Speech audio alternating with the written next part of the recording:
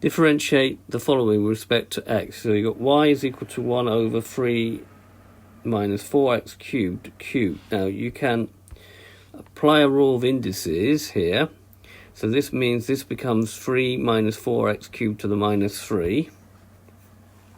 And then just use the chain rule. So using the chain rule, we're doing it the quick way. So we've got dy by dx will be equal to minus 3, bring the power down, write down the bracket, which is 3 minus 4x cubed, and then reduce the power by 1, so it becomes minus 4. You then also have to differentiate the bracket, and this is a bit that students forget. So 3 times minus 4 becomes minus 12x squared. You get nothing from the 3. And then minus 12 times 3 gives you 36. So you're going to get 36x squared times 3 minus 4x cubed to the minus 4. And then putting everything back, you're going to get 36x squared over 3 minus 4x cubed to the power of 4.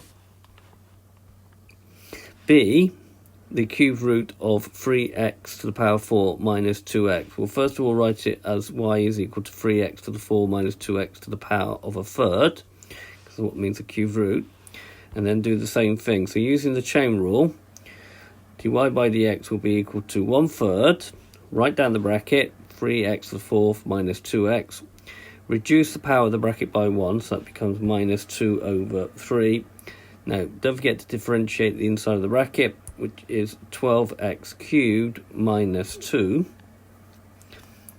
And then that becomes 12x cubed minus 2 over 3 times the cube root of 3x to the 4th minus 2x all squared. The minus sign means take it down, the 3 means take the cube root, and the 2 means square it. Okay, so it's been a video to show you how to use the rules of indices first before actually then applying the chain rule. I hope you've understood, and I thank you very much for watching.